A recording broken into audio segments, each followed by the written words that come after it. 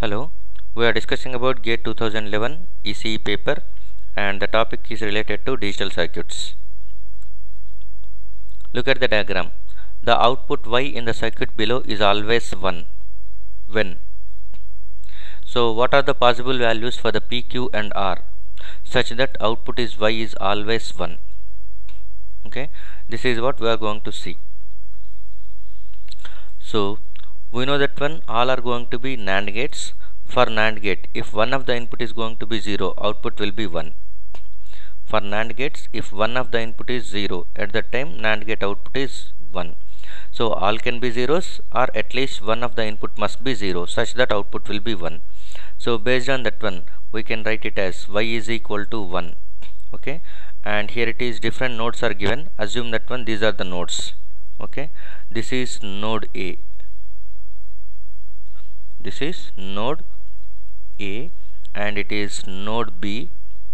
Assume this one. This is node C and it is node D and it is E. Okay, assume the nodes as indicated A, B, C, D, E. So Y will be 1. Okay, when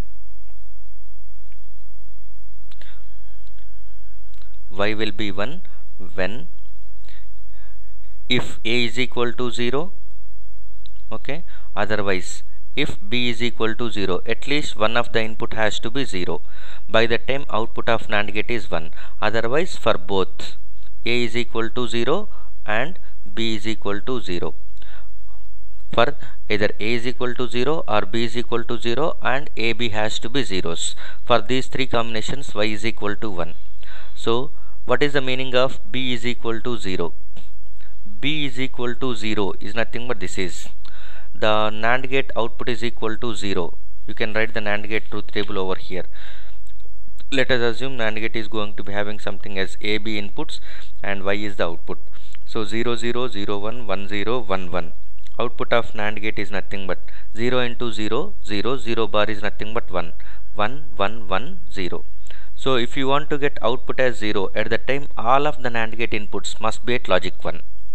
Okay, if you want to get output as 0 at that time, all the inputs for the NAND gate must be 1s. That implies nothing but if you want to get B is equal to 0, B is equal to 0 is nothing but here. If you want to get 0 over here, you must get 1 over here and 1 over here. 1 is nothing but R must be 1 and P must be 1. So B is equal to 0 is nothing but R must be 1 and P must be 1. Okay, next. Otherwise, instead of B going 0, the output Y can be 1, either A can be 0. So whenever A is equal to 0, this is A is equal to 0. A is equal to 0 is nothing but it is NAND gate. Both the inputs are tied together. So it is simply acting as inverter. That implies nothing but C is equal to 1. So C is equal to 1 is nothing but either D is equal to 0 or E is equal to 0 or both can be 0. So you can think in this way. Now you can write this is going to be the three possibilities. These are the three possibilities. Either if D is equal to 0 or E is equal to 0 or both going to be zeros. D and E can be zeros such that C can be 1. A is equal to 0 implies nothing but C is equal to 1.